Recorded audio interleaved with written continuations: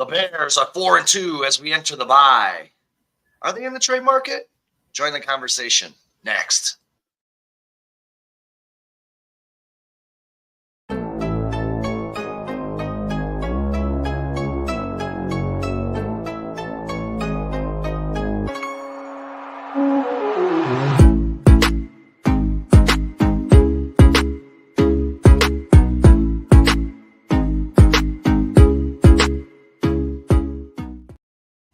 Hello again, everybody, and welcome to the midweek edition of the 4-Star Chicago Sports Podcast.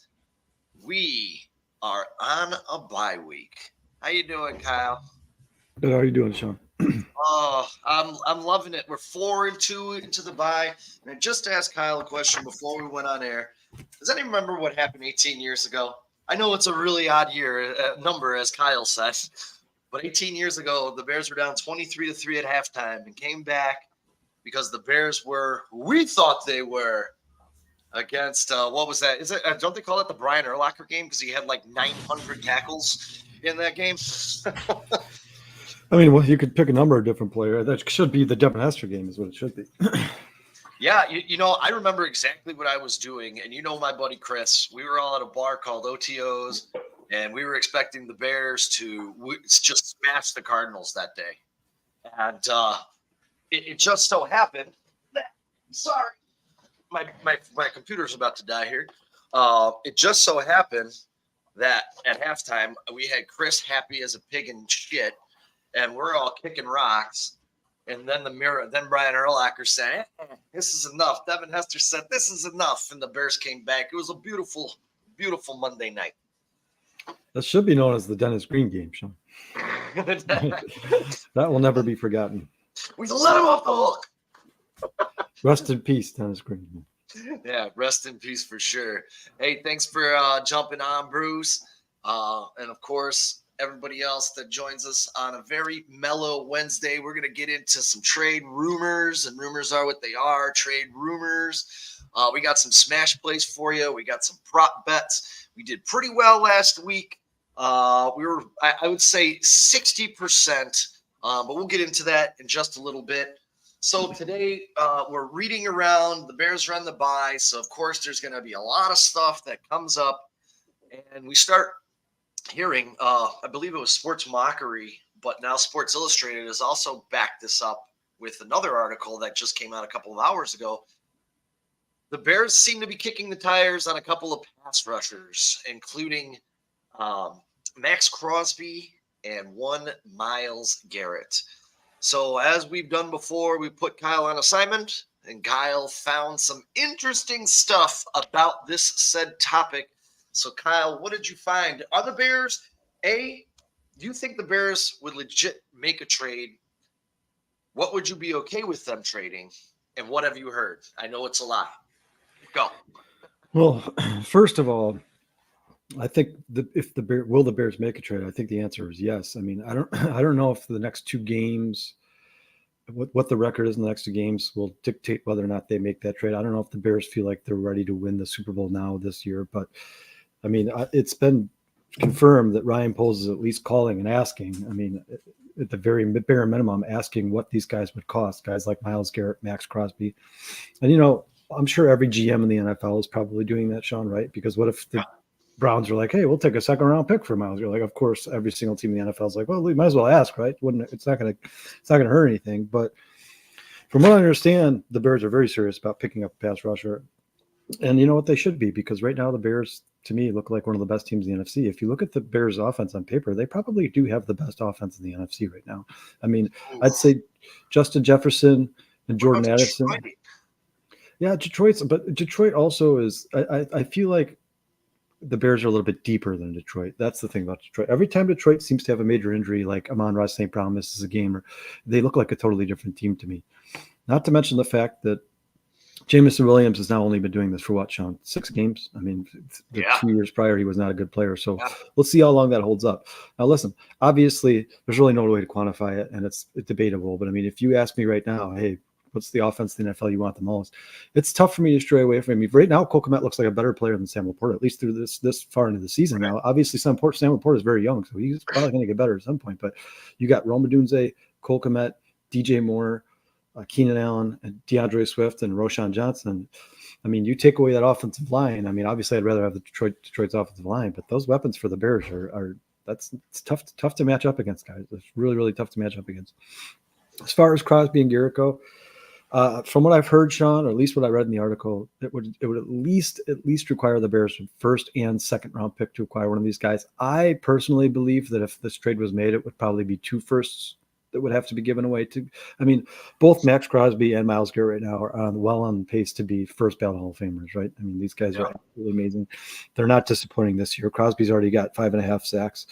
Myles Garrett's got 4 sacks, and I believe he missed some time, so it would probably be 5.5 sacks. So both of them are once on pace again to have over 15 sacks this season.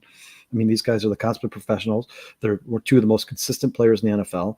Myles Garrett might be the best defensive player in the NFL if you break it all down. Like, once again, it's tough to compare defensive ends to linebacker, safety, so on and so forth. But I mean, Myles Garrett does this every year, Sean. He does it every single year, and he's probably the most impactful player in defense in the NFL. I mean, he's constantly disrupting plays. He's constantly in the backfield. He's throwing the offense's timing off. I mean, what do I think this would do for the Bears if they traded for one of these guys, Sean? I think it would make the Bears the best team in the NFC. I really do. I know that sounds like a homer, but all you can do is judge the Bears for the 6 games that have been on tape so far, right? That's all we can do. We can't guess what the Bears are going to do against the competition. That's all speculation. Right now, what the Bears have done in the last 3 games, and with the way their defense is playing, to me, they look like the toughest team to beat in the NFC. Like, you have teams like the Eagles who have ups and downs. The 49ers started really slow. They're still begging for Christian McCaffrey to come back. Obviously, a totally different team without him. You have the Lions, who I think the Lions are a really good team. I still have them winning this division, but the Lions seem to struggle in big moments, man, big games. They struggle on the road. They struggle on real turf instead of AstroTurf. That's just, right now, to me, if the Bears added one of these 2 guys, they would be the team to beat in the NFC. Now, that being said, neither of these guys are going to be cheap. You're not just giving away 2 first-round picks, second-round picks, Sean. You're picking up their – Max Crosby signed a 4-year, $94 million deal, and Myles Garrett signed a 5-year, $125 million deal. So whichever one of these guys you pick up, it's going to cost you. Now, that being said, Myles Garrett in 2024, for the team that acquires him, and this is by SpotTrack.com, the team that requires him in 2024 would owe him $806,000. I mean, Sean, can you imagine having Myles Garrett at the end of the line for $800,000? That's amazing. Unbelievable. There's guys in the Bears you've never even heard of that get paid more than that. In 2025, they would owe him $19.8 million, and in 2026, they'd owe him $25 million. Now, in 2025 and 2026, those are not guarantees. That's just the overall contract. If you broke it down year by year, that's what you would owe him. Now, if you're going to make this move, to me, it makes sense to do right now, right? Because you're going to get Myles Garrett for 3 more years, or you'd get Max Crosby for 2.5 more years. 2 more years, 2.5. If you're going to do it, this is the time to do it, because the Bears eventually are going to have to pick Caleb Williams, right? And you'd like to do that before his 5th year option is first pick. You'd like to do that before his 4th year ends. So basically, these guys, their contracts would be expiring at the same time you threw a bunch of money at Caleb Williams. After you sign Caleb Williams, which is going to be a massive, massive contract, if he continues to play the way he's playing, paying the guys around him, paying his help is going to get a lot tougher, Sean. So, I mean, as far as I can tell right now, the Chicago Bears are 100% serious about adding a defensive end. I don't know if it's going to be the likes of Myles Garrett or Max Crosby, such a big splash name, but I do expect the Bears to make a trade at some point in the next couple of weeks. And not only can we take this seriously because they've already confirmed that Ryan Poles has been calling about these guys, but on top of that, Ryan Poles has made trades, every year he's been here now at the trade deadline? I think he has. Yeah, every year. Pretty close. Yeah, I mean, Montez Sweat, Chase Claypool are the 2 that come to mind, but he's obviously not afraid of making trades in the middle of the season. The only thing about this one is this would be a much higher cost for the Bears. Yeah, and the other thing too, and this might be off of the pass rushers, because here, I'll be honest, just before I move on from that, I would like to see either one of them, because obviously all of us Bears fans are thirsty for a championship.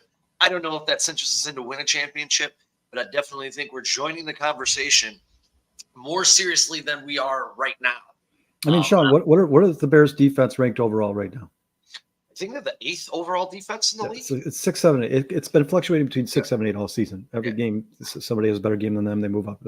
But they're in the top 10, right? They're not going anywhere unless they have some major injuries. That's where they're going to stay. Where do you put the Bears' overall defense, Sean? If you add Myles Garrett or Max Crosby to the other end of Montez Sweat, they're going to be up there. They might be the best overall defense because if you look at some of the better defenses like Minnesota and Baltimore, their deficiencies are their secondary. The Bears don't have that deficiency. Yeah, so and their deficiencies. The Bears' deficiencies is right now. I guess if you had to pick something, would be stopping the run. Both these guys are good against the run as well. They're both all around great athletes. Max Crosby in particular is very, very good against the run. Yeah, I think he was last year. I think he had the highest tackles for loss in the NFL, and that's including sacks, obviously. But most in the backfield. Yeah, I mean, disrupts the place. I mean, if the Bears had one of these two, and they went from 3 sacks a game to 4 or 5 sacks a game. I don't know, man. I'd be hard pressed for you to find me a team in the NFC that could beat them. I mean, the Lions, for some reason, in particular, the Lions are awesome on paper. They're one of my favorite teams on paper. I think they're a great team. I think they have the best offensive line in football. But for some reason, man, I don't know what it is, Sean. Maybe you can help me out. The last 5, 6, 7, 8 years, I mean, I guess it's their existence. The Lions just aren't a good matchup against the Bears. The Bears always find a way to beat them, even when the Bears are at the bottom of the league and the Lions are at the top of the league. If you guys go back and watch just last year alone. In 7 of 8 quarters, the Bears absolutely dominated the Detroit Lions, and they took away the ball away from Jared Goff. What, a collective 6 times in those 2 games? I mean, yeah, I don't know why it's a bad matchup. Because it doesn't seem like it should be, but for the Bears now, man, guns blazing, wheels up. If they can acquire one of these pass rushers, man, like Jesus, I'm gonna pretend like it's not gonna happen because, but I just don't. Oh God, I hope so. A couple of other smaller things. That I was reading before, and ladies and gentlemen, the trade deadline is November 5th. I heard Khalil Herbert might be headed, and I read, it was a couple of days ago, I read that Dallas was actually interested in possibly acquiring Khalil Herbert. Obviously a much smaller move, probably not bringing a lot back. But they're obviously in the trade market for running back because I heard rumors that they were acquiring about James Conner from Arizona. So, once you hear enough of this stuff, it becomes true, guys. I mean, you never really know what's true in the NFL because all this stuff is hearsay. These are people talking to GMs. These conversations are private. It's very rare that the GMs or scouts or owner of the team want these guys to cite them when they're talking about this stuff, but they do let this stuff slip sometimes. And you know what? Sometimes I think they do it on purpose. Like for instance, if people know that Jerry Jones is out on their search for running back, he might actually get calls as opposed to having to call everybody and ask about running backs. I think that's why these guys do this sometimes. I think they're like, hey, let's let these guys come to us. Obviously, let's see who's the most desperate for a running back or for whatever it may be. And I think that's the reason that you hear some of these rumors come out so early. I think sometimes they want these guys to know you're looking. You want to know what's funny is Jerry Jones is starting to lose his marbles, man. I don't know. In our group chat, I set out that interview with that Dallas radio reporter, like one of the biggest radio personalities. He was threatening him to fire him on the air because he was asking him how bad, like, why is Dallas so bad? Why didn't you make this move in the offseason? He's starting to lose it up in his 70s, man.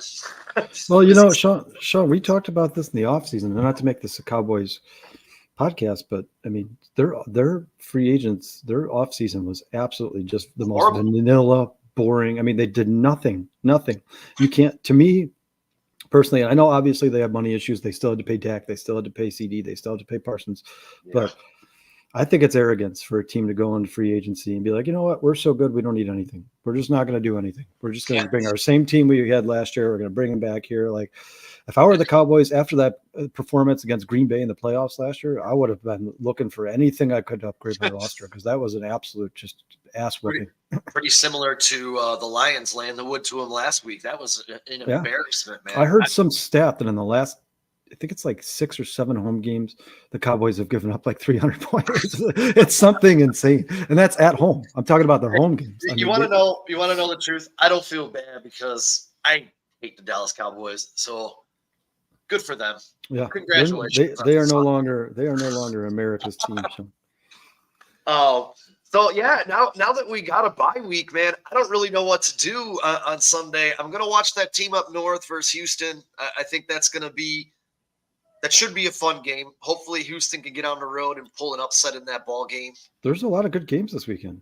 A Yeah, lot. there is. I always pick Sean. Usually I pick every week. I pick 6 teams just on the money line to win, and I put them in a parlay. I've done it every week this season. I've won. Unfortunately, I've only won 2 or 4 of them, especially with the first 3 weeks, the way the season went with Cincinnati and New England and all that. But this week I was going to pick my 6 teams. I'm like, man, I think it's going to be a 4-team parlay money line because the bad teams are matched up against the bad teams. The good teams are matched up against, you got Detroit, Minnesota, you got New England and Jacksonville. Sean, tell me who's going to win that game. I'm strangely enough, I am taking New England plus the 6. I think most Bears will because that Jacksonville game is so fresh in our minds and just how bad they are. But there's a stat I'm going to give you later in the show, Sean, that it's an amazing stat. I can't believe I didn't really notice it until now, but we'll do that later when we do the stardom situms. Yeah, I wanted to address Zach here saying he would like to trade for the Bears to get a real center. I just want to say, for as much as we dogged Coleman Shelton since week 1, okay, he's let up 0 sacks, 0 QB hits, 7 hurries, 0 in the last 2 games, 9 pressures, 0 in the last 2 games, and has an 83+ blocking grade in the last 2 games. Maybe finding his niche in this offense a little bit.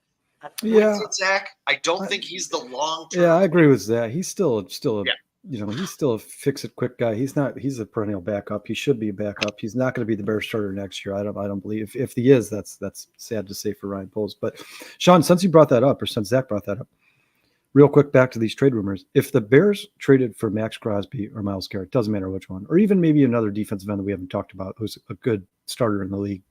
Sure. You got 8 picks going into next year's draft. If you trade for a defensive end and you now have, let's say, Myles Garrett and Montez Sweat on the ends, what are the Bears draft? I mean, it's good. Offensive line. I mean, my guess is that they don't extend Keenan Allen, and I wouldn't personally if I were the Bears, just because this team is so young and they've got such a bright future ahead of them for years to come. I don't think Keenan Allen is necessarily a necessity. I would at some point next year draft a number 3 receiver. Maybe like offensive line in the first round. Then you have the 2 second-round picks, so you can go receiver, offensive line. But I mean, in all honesty, you could probably keep Braxton Jones there until his contract is up. He's serviceable. You don't have to run out and get a left tackle. I'd like to see them get a left tackle if one of the best in the draft is still available next year. But I mean, you trade for one of these guys. Where are the Bears' holes? I mean, offensive line, and then I guess maybe a defensive tackle wouldn't hurt if they. Defensive tackle would be great. Another rotational piece because, and I don't want to say this about our boy in the middle, but the shine maybe is rubbing off just a little bit. No, why can't I think of his name right now? Big man in the middle. Help me out here. Zach Pickens? No, not Pickens. Andrew Billings? Billings, yes, thank you. Slipping my mind. I've had a long day. I'm sorry, guys. I mean, he's had a rough couple of games here, but I'm not giving up on Billings. I think the defense as a whole, if you add someone, a D tackle, I think just end of Myles Garrett. Oh my God, forget about it, dude. Well, Sean, let me ask you a question.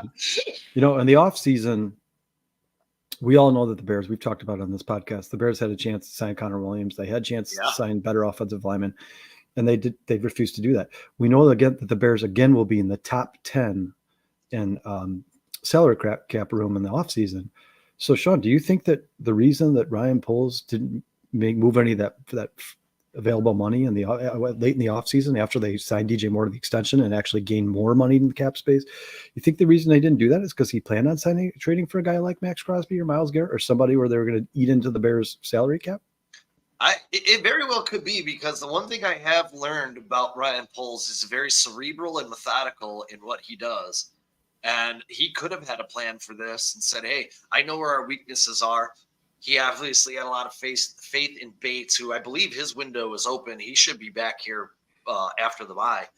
And some things didn't work out, but he does go in with that mentality of thinking ahead. Well, everyone else is playing chess. He's playing or checkers. He's playing chess. You know what I mean? Yeah, Like, the thing I love about Ryan Poles is, man, no matter how many times he misses the target, he keeps shooting, man. He doesn't yeah, care.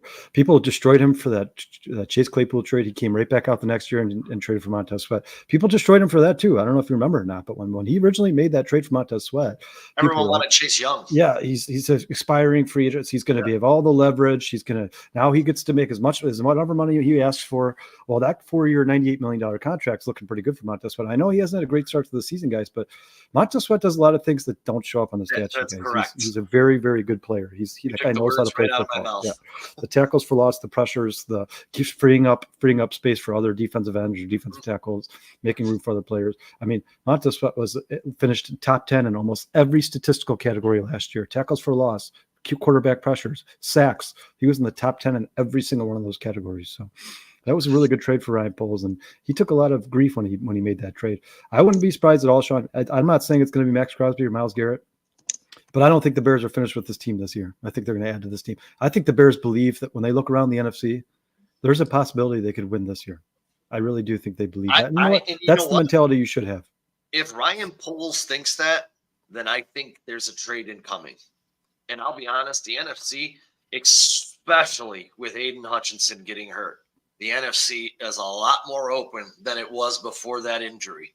Yes. And I'm pretty sure he had 7.5 sacks. I think he had the most pressures, the most hurries, the most QB hits. I mean, let's not understate the immense loss that is for the Detroit Lions. Sean, he was the defensive player of the year. If the season ended yesterday, Aiden Hutchinson's the defensive player of the year. So, Sean, besides the Lions, who I will agree with you, like I said, for some reason they don't play well against the Bears, but they still scare me. They're a good football team. Well, 100%.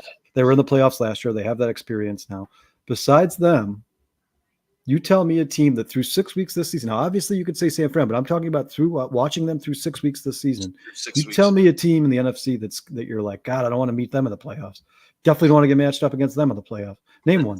There's not one besides Detroit. And we're going to find out against Detroit and Minnesota soon enough. So, and again, I'm not scared of Minnesota, man. I know they're 5-0, but I'm still not scared of that team. I'm not scared of Sam Darnold today, tomorrow, or any other freaking day that I'm on this planet. I'm not. You guys call me a homer. This is just me watching football with my own two eyes. This is the eye test. I am not afraid of Tampa Bay. I am not afraid of Atlanta. I am not afraid of Minnesota. I'm not afraid of Green Bay. I'm not afraid of San Fran. I'm honestly really not that afraid of Detroit. I think the Bears will be in every single one of those games that they play, and they could beat any of the teams I just mentioned. I'll say any given Sunday. I'll say this. Until they beat that team up north, I can't say that they're going to beat them. I just would really like to see them beat that team, and then I'm going to go wheels up. For some reason, I mean, we were rolling last year. We went into that last game of the season against Green Bay, and we were a flat tire. Whatever happens when we get on the field against that team, the Bears just fall flat. It happens every free. I mean, Kyle, we had so much excitement. We were at River Street, all of us, like. Sean, but can't you say that even with Justin Fields here for the last 3 years, the Bears still had that asterisk in your mind. You were like, yeah, but Justin Fields isn't great at throwing the ball. He has 300 passer. I mean, this team feels different. That Packers team feels different. I'm not saying that Packers team is not good, because it is, but Aaron Rodgers is better than Jordan Love, guys. He is. You guys, we can go through the stats all day. It's not even close. Aaron Rodgers is a first ballot Hall of Famer. Jordan Love has a lot to do before people start talking about Hall of Fame. I mean, this is a different division than it was last year. The Bears are a totally different team. It's not even just the team they've built, the players on the team. It's the fact that the Bears feel like they have a winning culture. And like Sean, you got rolling on the bottom of the screen there, the top 4 teams in the NFL at point differential include the Chicago Bears. I don't care if the rest of them is the NFC North. They actually have a better point differential than the Packers. Now, granted, the Packers did lose their quarterback for 2 weeks, but he lost them he has the 2 losses that they had. So I mean, it's not like they fell off a ton when Malik Willis came in and played for them. They still playing well. Real quick, Sean, Zach Lipsy says Shelton has been better, but watch the QB school of Caleb Williams week 6 performance with JT O'Sullivan. He points out that a couple plays where interior line are just brutal, particularly Jenkins and Shelton. What? I was just going to point on that. I was just going to point that out, that to Zach's point, when we talk about not being afraid of teams, the interior of the Chicago Bears offensive line still scares me enough that some of these other teams might be able to beat us because of that. I will be honest. I know this is going to sound weird, but Atlanta does make me nervous. That secondary is really good. Kirk Cousins is coming along. That offense is starting to take off. I mean, I think I had him at 11-6 when we did our preseason show, and I think, dude, they look all of an 11-16 thus far, and they're a team that might just be there, man. That secondary, outside of the Bears, might be, and the Broncos might be one of the top secondaries in the league, man. That secondary is legit. Now, unfortunately for the Bears, the Green Bay Packers secondary has gotten better. I looked at the numbers today, man. They've gotten better every single week of the season, man. The Green Bay Packers secondary is finally starting to play like they should. Actually, you know who the top two Pro Football Focus ranked safeties are in the NFL this year? Oh, no. Oh, well, McKinney is number one, and number two is the Packers. The Packers strong safety. Those are number one and number two ranked in the NFL this year. You know, it'll be interesting. I'm interested to see the team up north against Houston this week and see how they react. I know they're down Nico Collins, but there's still a lot of weapons in Mixon and Dell and Diggs. There's still a lot to deal with, and CJ Stroud. You know, that is, for me, a very close comparison in offense with weapons to what the Bears will be bringing to Green Bay, you know, with our quartet of receivers and DeAndre Swift. I think they're very comparable. So I'm very interested to sit down at noon and watch that game and kind of break that down and just see how they act and how they react and how that secondary is against those teams. Sean, do we got a few minutes here? Yeah. So obviously, guys, you know, people listen to this podcast, they probably believe that we're homers. Ultimately, we're Bears fans. Of course, guys, we root for the Bears every week. But I promise, when I look at football, I don't think with my heart. I think with my brain. If the Bears aren't a good team, I have no problem saying it. I've said it. I've said it almost my entire life. I promise, guys. There's been many years where the Bears are a good team. But Sean, let's talk about this stuff real quick. So first, let's talk about Caleb Williams. I mean, guys, you know, it's one thing if a player is beating bad teams, right? That happens in the NFL. Bad players beat bad teams. But you start to think the word generational when he starts breaking a ton of records, even if they're small little records that are like, you know, it was on a Sunday, it was 48 degrees outside, 3:00. And you always have those weird, but listen to this. So this is just a list from Sunday's game right here.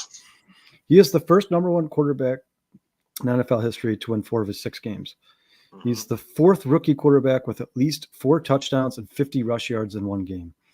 He won Air Player of the Week this last week. He was the second quickest rookie quarterback ever to win Air Player of the Week in the NFL.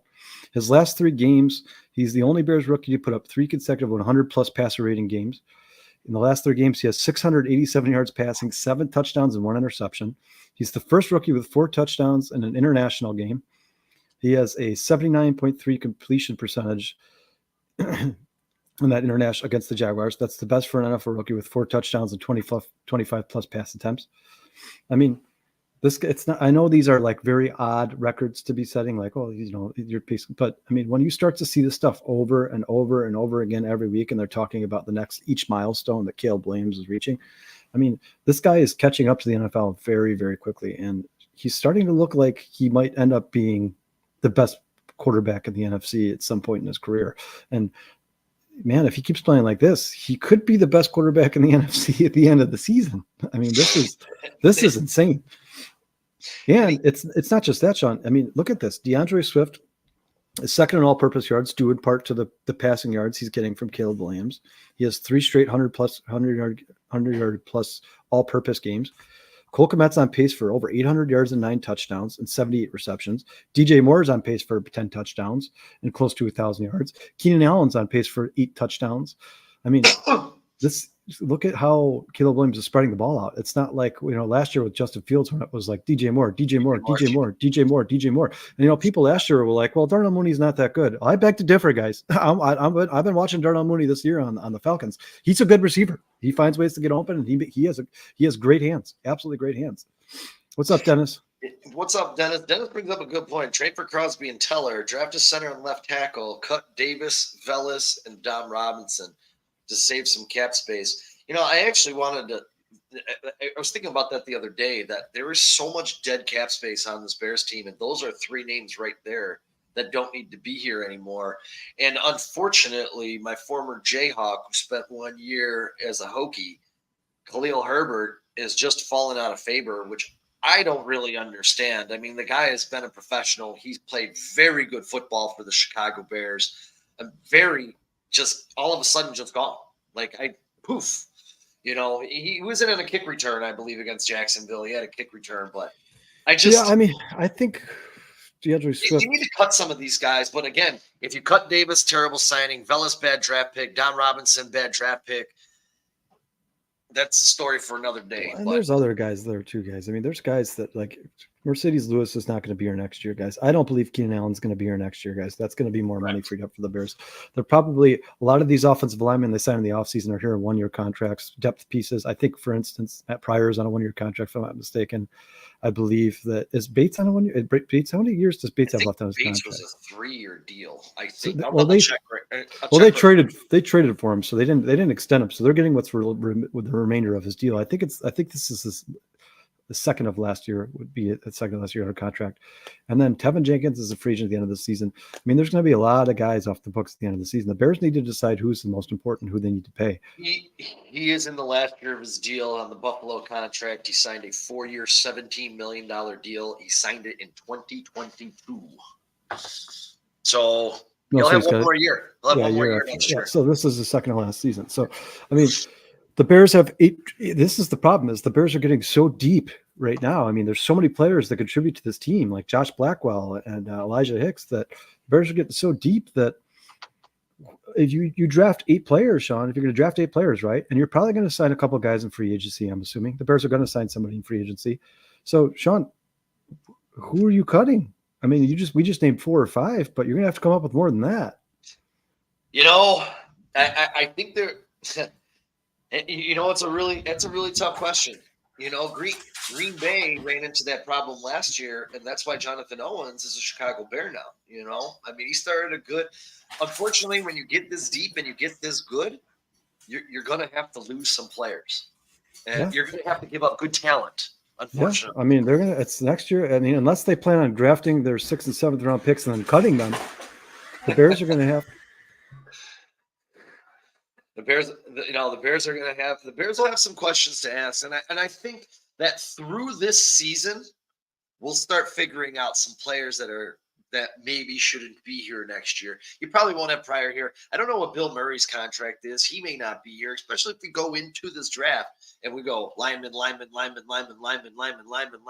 like we should, because we got to build these trenches.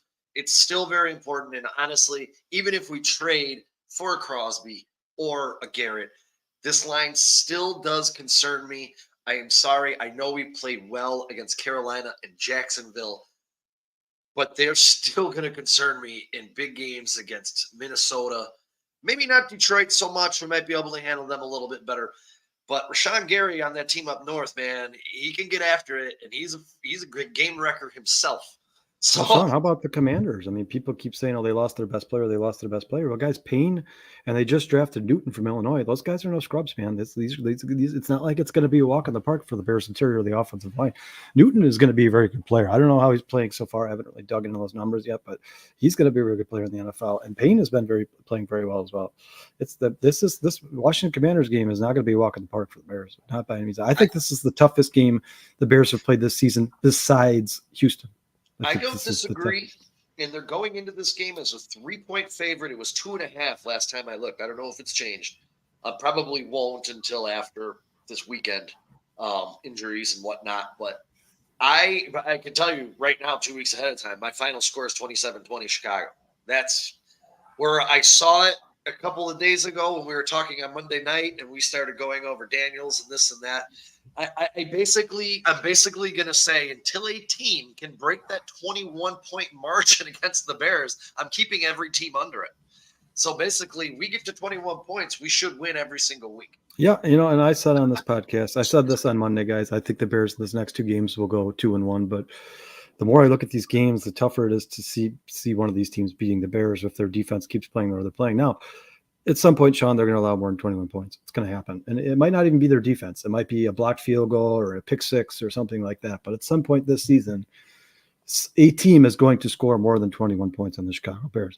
I hope it's not the Washington Commanders. I hope that the Bears beat that team, especially since we've heard so much about Jaden Daniels versus Caleb Williams, but that is a tough game, man. And the Commanders offense has been playing very well. And you know what? The Commanders just went up against one of the best teams in the NFL, Baltimore Ravens, and they lost by a touchdown? Less?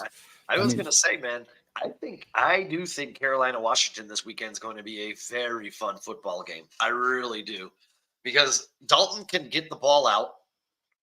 He can get the ball out quick. I'm telling you, dude. I'm not saying Carolina's going to win that game, but I think it's going to be a lot closer than what people think. I know Carolina's defense is junk. I'm talking a little bit of a higher scoring ball game. I'm just saying. Watch out. Watch out for Carolina, man. Yeah, I don't see Carolina winning that game. I'm not saying it's not going to. I'm not saying win. I think they're going to keep it competitive. I don't even know. I think that Washington will still win by double digits, but I do think that Carolina can move the ball. I mean, I think they'll score points, but I don't think they'll only ever be a point in the game, except for maybe early. Obviously, it starts 0-0, where Commanders fans are really worried about it. I think the Commanders are a much better team than the Carolina Panthers, and ultimately will beat them by double-digit points. I'm going to guess at least 2 touchdowns. But okay.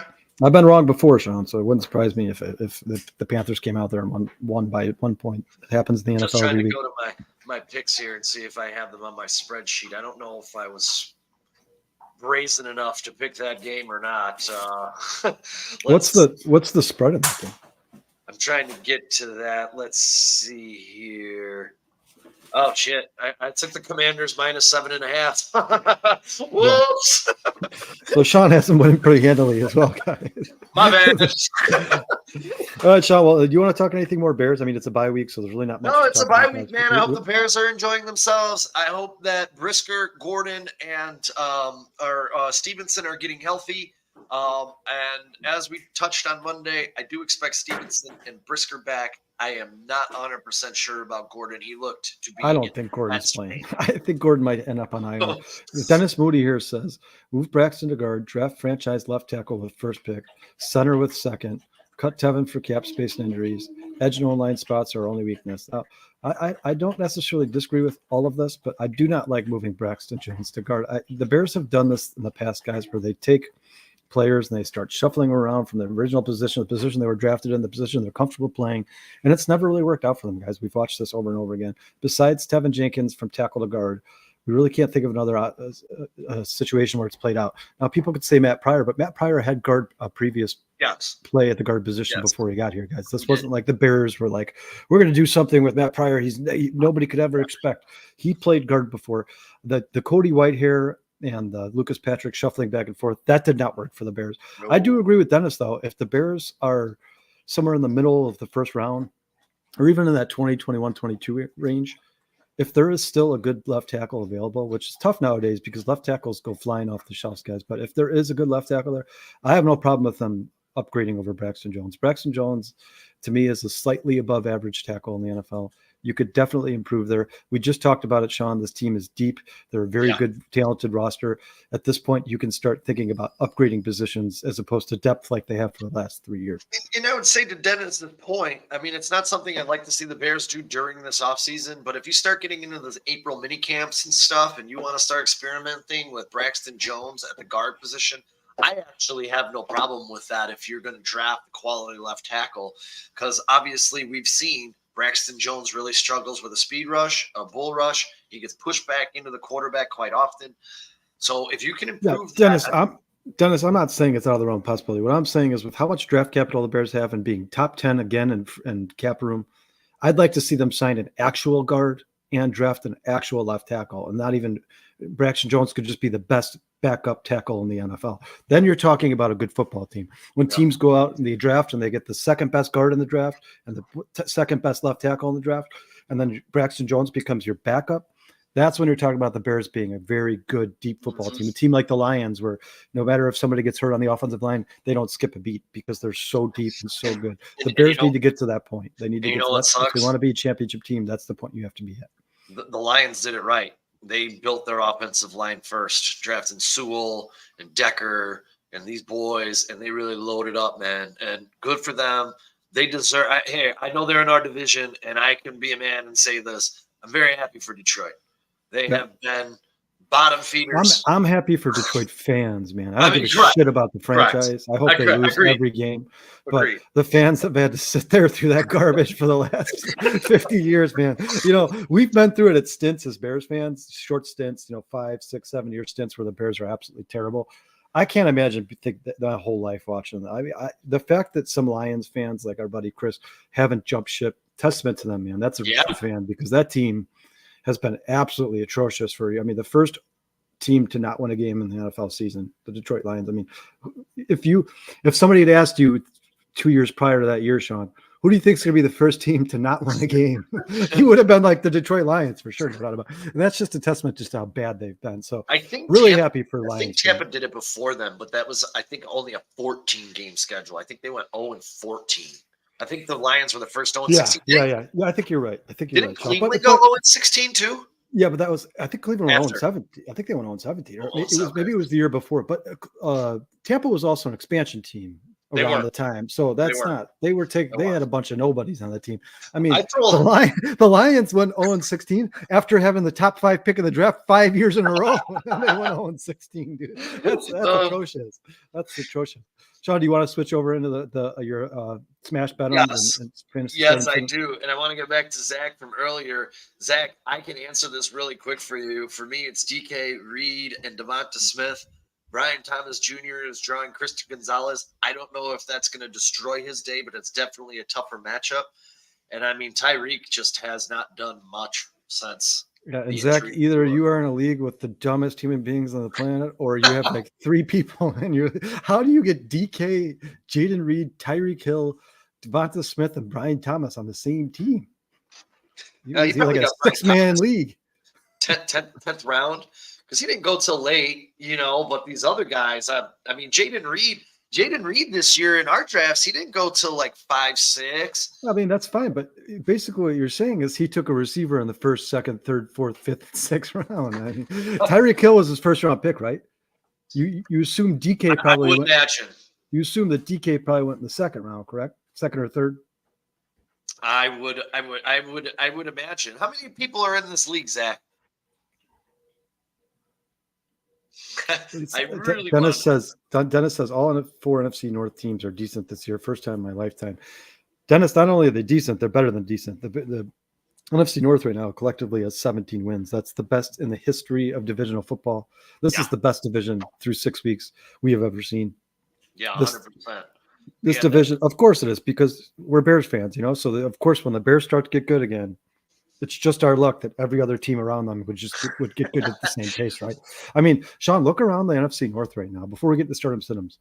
We're playing Minnesota. Oh, so we're playing Justin Jefferson. Oh, that's great. Oh, okay. Well, this week we're playing the Lions. Oh, we're playing Jahmyr Gibbs and Eden Hutchinson and Amon-Ra St. Brown. Oh, well, this week we're playing the Packers. Oh, we're playing Jaden Reed. And I mean, it's just like every team in the NFC North has some amazing player. I love it. You know what? I have a strong feeling that Lions fans, Packers fans, and Viking fans are having these conversations. They're saying the same thing about the Bears. They should be. The NFC North fans are not like, oh, yeah, we get to play DJ Moore, Keenan Allen, and Roma Dunze. This should be easy. I don't think anybody's thinking that. All right, Sean. Well, let's hear your bets, because I know that a lot of my fantasy stuff was played off of your parlays. And I'm going to throw out some names out here, guys, because let's say outside the 1st round of fantasy football, injuries have been insane. But if you look at what has happened, Rashee Rice out for the year, Cooper Kupp out for maybe coming back after next week, maybe. And then we'll be out. And then we'll be out again. And he'll be out again. You lost Nico Collins. Malik Neighbors has had multiple injuries. Now we just lost Rashid Shaheed. So there's another guy. Well, I believe Marvin Harrison's going to be out this week too, Sean. And thanks for reminding me. I'm just getting beat up left and right. You didn't get my. Yeah. Anyways, sorry. Where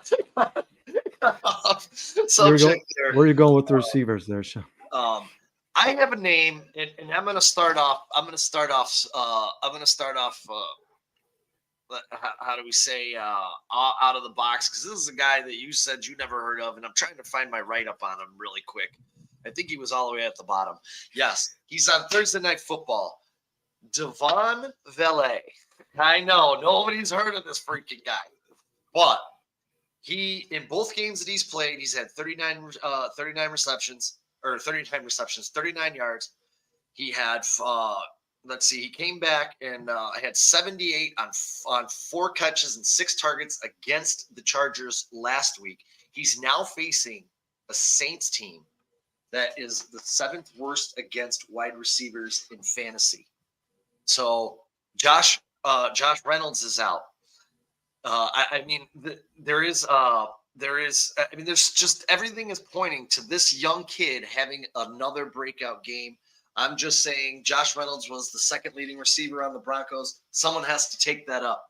There's also another sexy line out there in this Broncos game. Troy Franklin.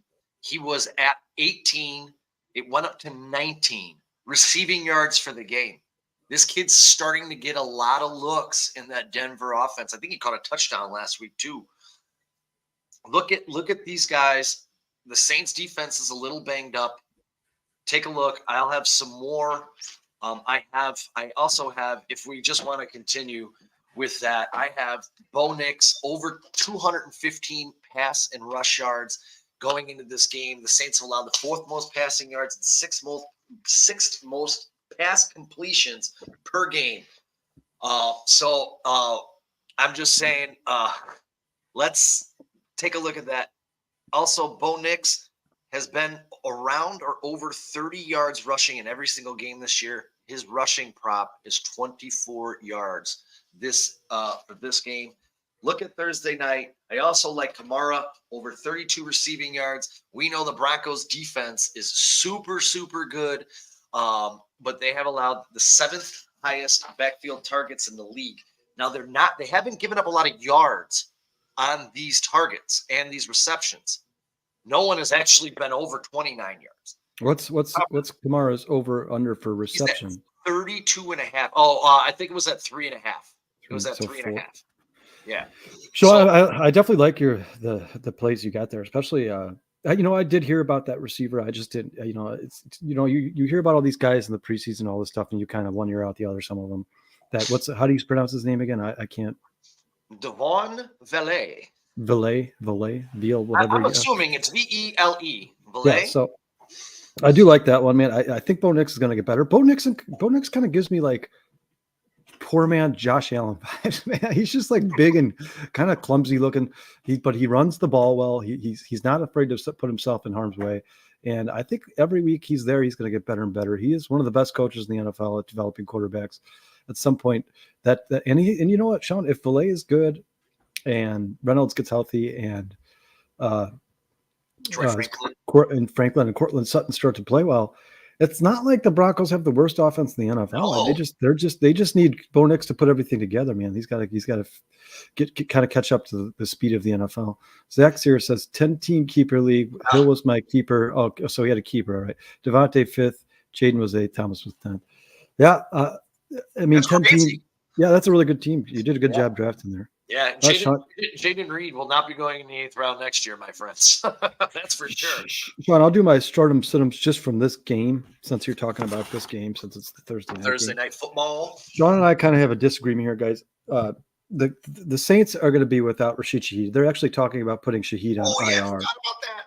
So they're actually talking about putting Rashid Shaheed on IR. So I expect him to go on IR. They're saying he's getting surgery on a partially torn MCL. That almost is guaranteed IR. He's going to be out for at least 4 weeks, guys. And then Chris Olave should not play in this game coming up. He had a concussion last week. We know the NFL is with concussions. You have to pass through how many tests is it, Sean? 7 tests you have to pass before you can play after concussion. Most guys cannot pass those 7 tests before in the span of a week. So I've seen that a very popular waiver wire addition, which I'm not opposed to because Rashid Shaheed's going to be out for at least 4 weeks. But a very popular waiver wire addition is Bub Means on the New Orleans Saints. Now, listen, I'm not saying I don't like Bub Means. I'm not saying he's not going to be a good player. but I just don't like him versus Denver. And I know Sean's going to say immediately he's going to combat this with, well, Patrick Surtain is out because he had concussions last week as well. But guys, if you go look at Denver's secondary, go look at their second and third and nickel, and all their corners, they're all very good players. They have a really good secondary. Denver's secondary as a whole has played very well. Now, obviously, you guys missing Patrick Surtain is not going to help them in any way, shape, or form. But I just don't think this is a good matchup for Means. Like I said, I'm not opposed to going and picking him up off the waiver wire and stashing him on your bench. I just wouldn't play him this week for Denver. It wouldn't surprise me if he had a game somewhere around the line of 3 receptions for 42 yards. Now, if you have absolutely nothing at wide receiver and that can help you, sure, be my guest, put him in. But for me this week, Bub Means, even if I picked him up, even if I had decided to add him on waivers, he would not be in my starting lineup. That's just me personally. And really quick, ladies and gentlemen, this really sucks. We got to do these shows in the morning. Devon Valet has already jumped from 28 to 32.5 receiving yards. And as it sits right here, Bub Means doesn't even have a prop on DK at the moment. So I'll look a little bit more as that game gets closer. What is it tomorrow? It's Saints and Broncos tomorrow, right? Hopefully it comes in, and hopefully it's low, like 18 to 25. I'm gonna jump all over that shit. If you do pick up Bub Means, at least change your fantasy team name to Bub Means Business. I think I picked them up in your brother's league this morning. Tell me that's not a perfect name. I love that name. Bub Means had 8 targets last week. He turned it into 5 catches, 45, and a touchdown. He had 13 fantasy points. Obviously, better defense. He is a rookie, but the ball has to go somewhere. Guys, I expect a big game from the Broncos or from the Saints tight ends. That's what I expect. I expect the Saints tight ends to have. I expect Taysom Hill to play a big role in this game. I think he's probably going to rush for a touchdown if the Saints can get to the goal line, because I don't know much about Spencer Rattler, guys. I know that a lot of people like him, but there's got to be a learning curve. He's second game in the NFL. He looked pretty decent. This isn't the best defense to go. But yeah, I was going to say, but Sean, if you were starting in the NFL today, your second start, would you want it to be against the Denver Broncos secondary, even without Patrick Surtain? I wouldn't. No, probably I'd rather play the Jaguar. The Jaguars. All right, Sean. Let's get in some more of your. You want to start stardom sit-ems, or do you want to do some more prop bets? Oh, it doesn't matter. I think these are going to go hand in hand, because if you have bye weeks, I think you can start Drake May this week. I'm gonna. I actually had him in a parlay in a 2-legger. I bet earlier. I got him at 198.5. Passing yards. He's up to 203.5, which I would still play it against this horrible Jacksonville team. And remember, guys, when you guys have to go get Sean always gets these bets as early as the second they come out, guys. So the reason he does that is because the more that the money comes in on the over, let's just say, for instance, example, it comes in on the over, they will start to adjust and raise those overs. The more money comes in on the over. So you want to get them as early as you possibly can. That's why Sean's telling you what he got the bet at and what it's at now. I mean, that's the span of one day, and they've already added 5 or 6 yards. Like 6 hours. Yeah, and they've already added 5 yards to Drake May's over under. I mean, that's insane. But to go in correlation with that, I'm going to smash Demario Douglas. Demario Pop Douglas, my guy. And I missed him in your brother's league. I thought about picking him up on Sunday. So did I, and I picked up Jalen Polk, and it was so stupid. I think Polk's still going to be fine. I still think Polk's. I already dropped him. I know I have nothing against. I think Polk is going to have good games, but Demario Douglas is the rookie quarterbacks. That's your guy. You want the guy who's the possession receiver, a guy who gets 8 or 9 targets a game. That's the guy you want in fantasy. I don't know why I didn't pick up Demario Douglas. I think Demario Douglas is going to end up having a good season for the rest of the season. He's a good player. He was good last year, man. He just had nobody throwing him the ball. Nobody could throw him the ball. But Mac Jones was awful, dude. The guy's absolutely awful. If Demario Douglas is a good player, guys. If he's still available in your waiver wire, go pick him up. He got 9 targets last week. He turned that into 6 catches for 92 yards. I got him at 42.5, and I paired it with the 98.5 for Drake and Pop. Hopefully that'll pay off. I would probably play Demario Douglas up to 50 yards. I think I would this is play his him up. go-to I would play guy. him up. I'd play him up to 60. Unless you're Zach Lipsy, anybody who's playing in a PPR league, go pick him up as a receiver. Zach, you don't need him. But Sean, since you're on that topic, we'll start with my first two stardom sims of the week. So Yeah. Drake May was one of my starts of the week this week. And you guys, obviously this is because if you have bad bye weeks or you've had injuries, and there hasn't really been too many injuries to quarterbacks this year besides Tua. And Tua pretty much gets hurt every year, so you should rely on that. But for the most part, the quarterbacks have stayed pretty healthy this season. My stardom of the week, guys, at quarterback is Baker Mayfield versus Baltimore. Now, people hear the word Baltimore, hear the words Baltimore Ravens, and they're like, oh man, the mighty Baltimore Ravens defense, they're so good. You guys, what they're doing against the run is absolutely historic. So they went into that last week's game allowing 60 rush yards per game. And that game they allowed, let's see, I think I wrote it down here somewhere. I don't know, they ended up allowing rush yards, they ended up allowing 54 last week. So that number went down. So the Baltimore Ravens are now under 60 yards rushing allowed per game. That's absolutely amazing in today's NFL. 50, that's absolutely unbelievable. That's got to be the best in the history of football through 6 weeks, right? I mean, that's insane. That's insane. So the point is, you obviously cannot run the ball on the Baltimore Ravens. You have to pass. Baker Mayfield is more than capable of doing that. He has two really good receivers. The Baltimore Ravens are ranked 31st versus position. They have not been good against the pass this year, not at all by any means necessary. And in Baker's last 3 games, Baker Mayfield has thrown 2 touchdowns against Philly, 3 touchdowns against Atlanta, and 4 touchdowns against New Orleans. This Baker Mayfield is not just to start him this week. Baker Mayfield should start on your team every week if you have him on your team. I mean, he's absolutely amazing. He's a fantasy monster. I'm so glad I picked him up in one of my leagues because I had originally drafted Trevor Lawrence in the 11th round, and I didn't feel good about it. But I went and picked up Baker Mayfield immediately, and he has done nothing but amazing for me this year. I think he's had one bad week all season in fantasy. So if you guys have Baker Mayfield on your team, if you're thinking about starting him, you're kind of on the fence, I'm telling you right now, throw him in there. You'll be just fine. If you're looking for a desperation play, Drake May 100% against the Jacksonville Jaguars, who are ranked 32 versus the position. And we just saw what the Bears did to them.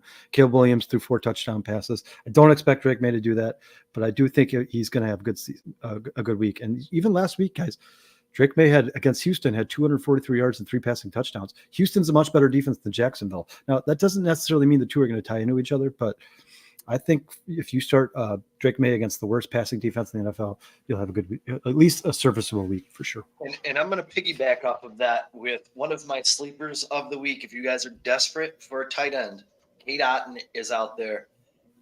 The Baltimore Ravens are awful against tight end. It's one weakness that they have on this defense. Weeks 3 through 6, Otten's had a 90% snap share. He's had 6+ targets in each game. And Baker Mayfield, as Kyle just touched on, has been a top 8 quarterback in 5 of 6 games this season.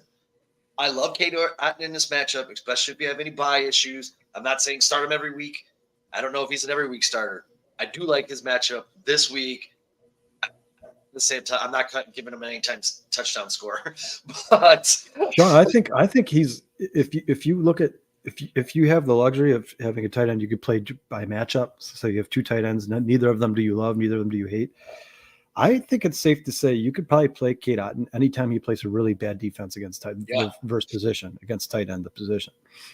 So real quick, Sean, just before we move on, my sit-em of the week, guys, is Trevor Lawrence. Hold on really quick, Kyle. Also, for Kate Otten coming up, Baltimore, Atlanta, Kansas City, San Francisco, all 4 of those teams are awful against tight ends. I think those are the 4 worst teams in the NFL. So get Kate Otten, stash him on your roster, use him match up based. You know what blew my mind when I was looking at tight ends today is the Washington Commanders are number 1 against the tight end position. That's just you think of the Washington Commanders secondary and linebacker core, and you don't think they're number 1 against anything, but apparently they are number 1 against tight ends. They've given up the least fantasy points to tight ends this season. My sit-em of the week for quarterbacks this week is going to be Trevor Lawrence versus New England. For me personally, guys, I think the Jacksonville Jaguars are giving up, and I can tell you right now that the GM and all the guys in the upper offices have given up because they already started trading players away. They traded Wade Robinson-Harris to the Seahawks this week. He was probably one of their best players on defense. He actually played pretty well against the Bears. I think he had a sack and he had a couple tackles for loss as well. So they're giving away they're now trading away their best players. And Trevor Lawrence has not thrown more than 2 touchdowns in a game this season. The New England Patriots are number 9 versus the position on the season. So they're in the top 10 at stopping quarterbacks from scoring fantasy points. I don't like this matchup for Trevor Lawrence. I think this team has thrown in the white towel. I think that Doug Peterson will get fired when they get back from London. And to be honest with you, I really don't like starting any Jaguars for the rest of the season unless it's just an absolutely amazing matchup, something you cannot. I mean, they had a good – Tank Bigsby and Travis Etienne had good matchups against the Bears, and they both had terrible fantasy weeks. So this is just a team I don't trust anymore, to be honest with you. And that's kind of answers your question too, Zach. I would not be starting Brian Thomas unless they're playing like the 30th, 31st, or 32nd ranked secondary in the NFL. Brian Thomas was on not my sit-em list, but lower expectation list. I'll say lower expectation list. To piggyback off of that, Trevor Lawrence, I do against New England's poor rush defense like the bounce back. Yeah, and that's what I said. They're like bottom 5 in the league, right? Yeah, against the run. Stopping the run. Yeah. So that's Yeah, if you guys ever get a matchup like that, you have a good player going against a bottom 5 versus the position. Take that matchup every day, all day. That's not even a question. Kyle, the thing that really threw me off against the Bears was how quickly Doug Peterson went away from Tank Bigsby last week, because as I was looking at the numbers, Dearness Johnson had a 56% snap share last week. He outsnapped Tank Bigsby, who obviously, or I shouldn't say obviously, but has been the better running back through the first few weeks of the season. But I snatched them both up in my one league. I got Tank Bigsby, and on the waiver wire this week, I picked up the Ernest Johnson. I'm probably going to start Tank Bigsby because I'm injury depleted at the moment. And you also got to think next week, Jacksonville plays Green Bay. Game script can dictate, obviously, if Green Bay is up 3 touchdowns, they're not going to be running the ball. But at the same time, that's another great, awful rush defense and great matchup for these two gentlemen. I'll say this. It looks like he's going to be out a couple of weeks, folks. I would say this. Only keep Dearness Johnson as long as Travis Etienne is hurt, because Dearness Johnson only played in that game because the Jaguars got so far down against the Bears that they started to pass the ball nonstop. So Dearness Johnson was clearly their passing back over Tank Bigsby. Now, if Travis Etienne is healthy, he is their pass catching back. So this week I would definitely start, no doubt about it, start Tank Bigsby over Dearness Johnson. Not even a question. Dennis, I do like Ertz this week in their matchup against Carolina as well. And another good start. I mean, I'm not saying so. The Jacksonville Jaguars have improved against the run. Definitely, they've improved. They originally started the season as one of the worst teams in the NFL against the run, but I would have no problem starting Ramondre Stevenson either this week. Ramondre Stevenson. Oh yeah. And see, I didn't. You know what? That's one guy's box score I didn't even look at because I know he was benched last week, but I did. Well, he was benched. He was benched the week before. 2 weeks ago now. Yeah. That's how much I pay attention to. And then he came out with a fire under his ass last week. He looked like a much better player.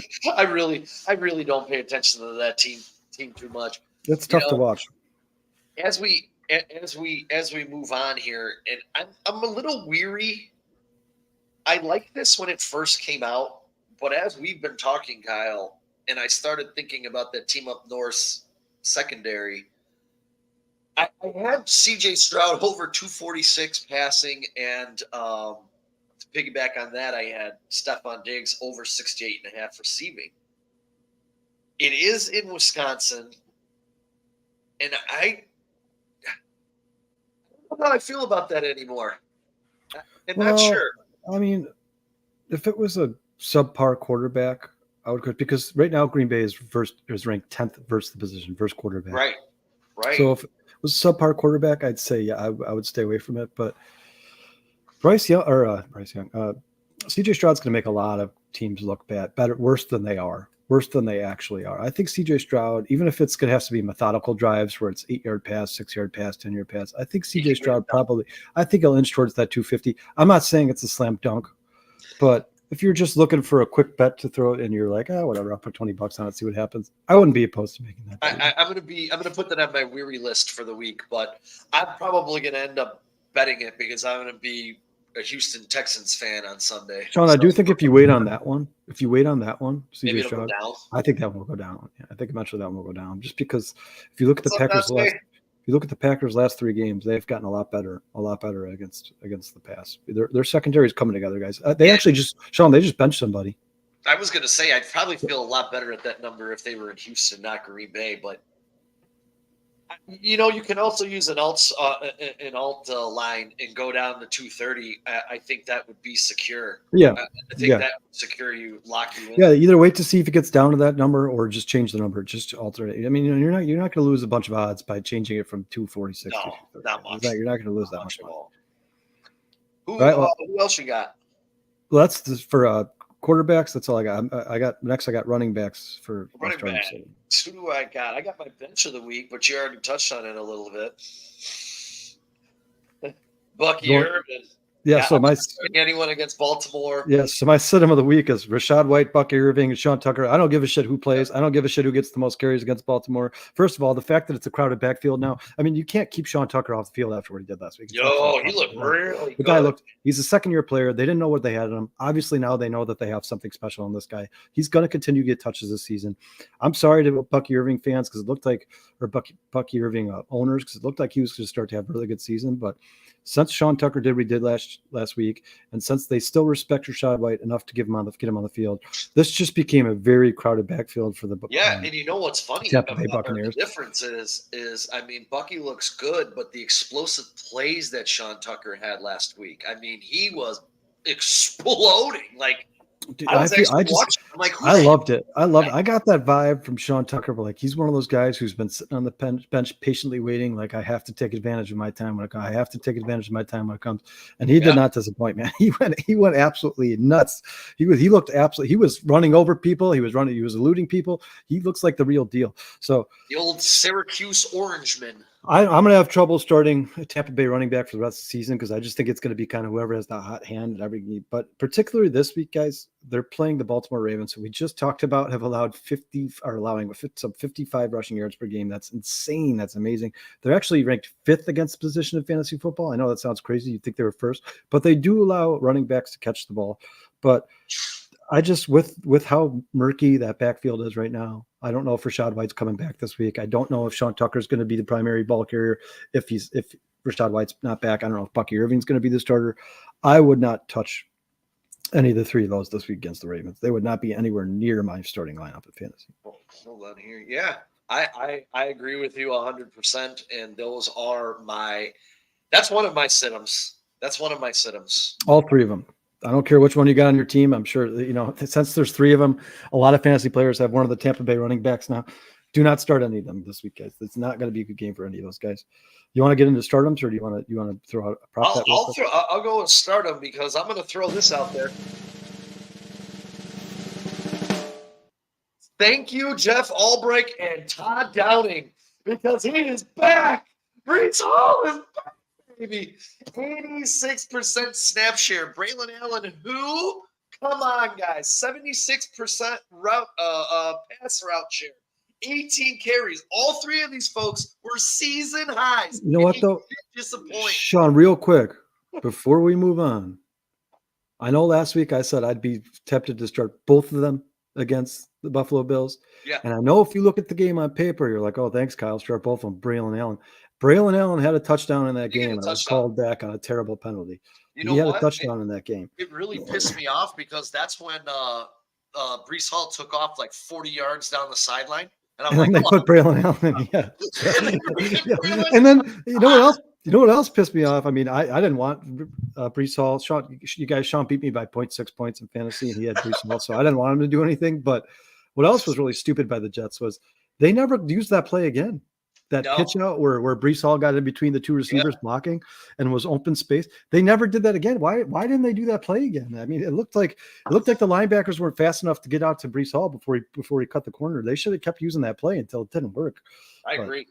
You talk about, Sean, how many times we've used the phrase snatched defeat from the jaws of victory. The Jets can't win if you put a gun to their head, man. They need to start finishing games, man. And you know what? We're going to get into this Devontae Adams edition here shortly, right after running backs. I got some thoughts on that thing. And Zach, if you're still out there, you know what? We're on running backs. I'll get back to you in a second, Zach. Yeah. So my stardom of the week, guys. Please remember. I try to give you guys players that you would not normally have in your lineup. So I'm not talking about Saquon Barkley and Derrick Henry and Breece Hall and Christian McCaffrey. I'm talking about people who have two flex spots and they have 5 players on the bench and they don't know which one to use. The start of the week for me this week is Alexander Mattison versus the Los Angeles Rams. The Los Angeles Rams are ranked 30th versus the position. They are hemorrhaging fantasy points to running backs this year. Alexander Mattison has quietly scored a touchdown in 4 of 6 games he's played in this year. He's had double-digit fantasy points in 4 of 6 games this year. This is his best matchup of the season. He scored 15 fantasy points last week in a bad matchup. This is his best matchup of the season since week 1 against Carolina. And I think this week, Alexander Mattison will do enough to contribute to your fantasy win. So I believe he will get double-digit fantasy points for sure this week. And I think that if you look at his ceiling, it could be upwards of 18, 19, 20 points. If you look at his floor, I think it's 11, 10, 11, 12. But I'm telling you, if you need a double digit, if you think you're going to win your fantasy matchup and you're like, I need one more flex to kind of push me over the hump, Alexander Mattison is that guy. I expect him to have a good week this week. I don't know if Zamir White's going to play this week, Sean. I don't know if you got the update or not. I know he's still hurt. I don't know if he practiced I'm ignoring today. that guy altogether. I think he probably will end up playing, but I don't think the Oakland Raiders or the Vegas Raiders really give a shit. I don't think Zamir White's a very good football player. I think he's one-dimensional. I think teams know what they're going to do when he's on the field. I expect his role to diminish more and more as the season goes on. My number 2 start of the week, and we'll do this one real quick, Sean, because I think you and I already talked about this. We both have it. If he plays, Brian Robinson. If he doesn't, Austin Eckler versus the Carolina Panthers. And I actually just highlighted that one to talk about. Yeah, and Jeremy McNichols, if Brian Robinson doesn't play, also would be a good start for you. I'm going to give you a stat, Sean. McNichols? This is just a stat about the Carolina Panthers. This is a stat I was talking about earlier in the show when I said I'm going to give you a stat that's going to blow your mind. In the last 3 games, the Carolina Panthers have given up 9 touchdowns to running backs. In the last 3 games, 9 touchdowns to running backs. 2 to Chase Brown, 1 to Zach Moss, 2 to Roshan Johnson, 1 to DeAndre Swift. And last week, who did they just play? They just played. Who did they just play? Who did Carolina play last week? Was that the? No, it wasn't the Buccaneers. It wasn't the Buccaneers. I don't remember who they played last week. I'm trying to think of the 3 scores by the running backs last week. I know it was. I'll tell you right now. This is what we're unprepared. I mean, it doesn't matter. Ultimately, it's whoever you have, any running back you have. They played the Falcons last week. Oh yeah, Bijan Robinson had 2 touchdowns, and Tyler Algier had 1 touchdown. Yes, I'm going to say that again. Guys, I'm going to say this again. 9 touchdowns in the last 3 weeks to running backs, and it's not just running the ball. They've given touchdowns up to running backs through the air as well. That it's not just you take the average and they're giving up 3 touchdowns a game to running backs in the last 3 games. They literally have given up 3 touchdowns a game in the last 3 games to running backs. Anytime any of you have a running back starting against Carolina on your roster playing the Carolina Panthers, start them. This team is hemorrhaging touchdowns to running backs. I don't expect Brian Robinson and Austin Eckler to disappoint. I think these guys are absolutely going to kill the Panthers. I think the Commanders are going to beat the Panthers handily. I think those running backs are all going to be both those guys. If they both play, are going to be 2 of the top 10 running backs this week in fantasy. Even if they both split time 50-50, I think they'll both still be top 10 running backs in fantasy this week. Yeah, I want to get to this because I drafted Zach Moss, but I think, guys, it's Chase Brown time in Cincinnati. Right now, it's 44-46 in their snap shares through 6 weeks. And the attempts are 53-41. The routes are 35-51. Targets are equal at 10% share. Fantasy points, though, favor Chase Brown, 17-9. Chase Brown is so explosive. At some point, Cincinnati is going to get their head out of their ass, and you are going to have a full Chase Brown. Well, Sean, I think that point has come. It happened last week. I mean, Chase Brown dominated. They benched Zach Moss after the fumble. Yeah, I mean, Chase Brown dominated touches last week. And you know what? Ultimately, guys, Chase Brown is the future of the franchise. He's young. They just drafted him last year at Illinois. He should be their starting running back. They should see what they have in this young kid. I mean, Zach Moss is on a 2-year contract. He could possibly be a cut candidate for the next year in preseason if they feel like Chase Brown is that guy. And Sean, you tell me. So far, it looks like he's that guy. I think he's that guy.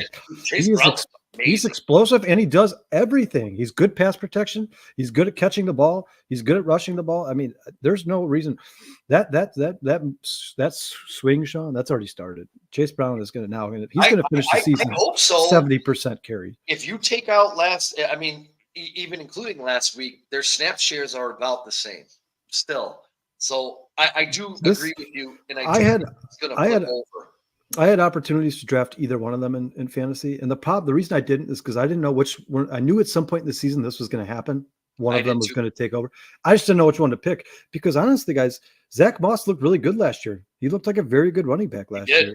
He doesn't look like the same guy. Right? Yeah. And not only is Chase Brown a very good football player, but if you watch the Cincinnati Bengals games, he's kind of like the spark for the team too. He's very energetic. He wants to play football, man. He doesn't mind hitting people. Doesn't mind putting himself in harm's way. I do 100% expect Zach Moss to become almost irrelevant in fantasy, guys. I think he's going to be one of those guys who has a very small role at some point. Also, before, again, a big name. He's a big name. Everyone is going to be starting him. I'm just throwing him out there because I put a nice Benjamin on his over rushing and receiving at 102 for a revenge match for Mr. Saquon Barkley. So I think he's going to run all over, catch all over, and just destroy the Giants. He saw that Hard Knocks. He was like, yeah, watch this, Joe. Now remember, Sean's the one who told you all to take all of DJ Moore's overs when he played the Carolina Panthers because that was a revenge game. This happens a lot in the NFL. He's been waiting. Saquon Barkley is going to love to play. I mean, if any of you watched the Hard Knocks when they were talking about whether or not they were going to pay Saquon Barkley, all they did was piss him off through that whole process. Oh, hell yeah. He's circled both those games, the two Giants games on his schedule, and he's going to absolutely destroy them. I think that Saquon Barkley made it a point to go to an NFC East team. I think so too. I think I know for a fact the Bears offered him a contract. He declined. I think he wanted to go to the Eagles or the Cowboys or a team like that so he could go beat the shit out of the Giants 2 games a year. And I believe 100% he's going to do it. No doubt about it. I agree with you. Not only I'm tempted to take Saquon Barkley. If you are real ballsy guys, if you're really in a mood, I'm tempted to take Saquon Barkley 2+ touchdowns. 100%. I'm tempted. I will tell you this. I would definitely put an anytime score in his over rushing receiving 102. Oh, for sure. He's getting a touchdown, no doubt. There's no doubt. I don't care if he has to come play defense. You know what? Get a pick 6. To what Minnesota tried to do when they were playing that team up north, and they kept feeding the ball to Aaron Jones, trying to get him into the end zone in Lambeau. I think that's going to be very similar to Sean, what Philadelphia does. I think Caleb Williams and DJ Moore had a conversation before that Panthers game. He was like, hey, listen, man, I don't ask for much. I don't beg a lot. I don't whine, but I want a touchdown against this team. And Caleb was like, how about this? I'll give you 2. How about that? Conversation's over. You know what, Kyle? I may just do that for shits and giggles, dude. I may just throw. Dustin took DJ over 2+ or over a touchdown and a half against Carolina because it was. Oh, he did? Yeah, that worked out for him. You never told me. What a jerk. Yeah. All right, Sean. Anything else on the running backs? Let me go through this list. I don't think so. Hold on. Yeah, and then if y'all look at the bottom of the screen, Sean always puts his top 10 running backs, wide receivers, quarterbacks. If you look at the bottom of the screen, we're going over each position. So if you guys are looking for some fancy advice, he's got Henry, Saquon, Kyron, Hall, Mixon, Bijan, Robinson, Dobbins, Walker, and Kamara. And obviously, I think most of those guys there are pretty much obvious starts. If you drop them, it should be in your. But that's for betting purposes, and for some people do what the week-to-week fantasy leagues where you pick your players every week, and you have to spend a certain amount of money on quarterbacks, certain amount of money. So always watch those guys those top 10 down there. Sean's been pretty spot on with those top 10s down there. Out of my top 10, Kamara's probably the one I'm worried about the most, to be honest, against Denver. I think Kamara's going to have a good game. I agree with you. I'm telling you, Sean, I know you said you like some of these Saints receivers in that game. I think the receivers are going to have all 5 catches against the Broncos. I think this is going to be a tight end running back game for the Saints, especially because, you already have a rookie and Spencer Rattler. They already love tight ends and running backs to begin with, and that's before they were playing the best secondary in the NFL. All right, Sean, wide receivers. Wide receivers, man, and this is where I'm going to get into Garrett Wilson, and I just want to let everyone. Well, I want to hear that. I want to hear that because I have Garrett Wilson on one of my fantasy teams, so I'd like to hear your take on how Devontae Adams is going to impact Garrett Wilson. I will tell you this, man. Garrett Wilson just became the only wide receiver in NFL history with 300 targets in 2 NFL seasons. The guy's still going to get hammered with targets.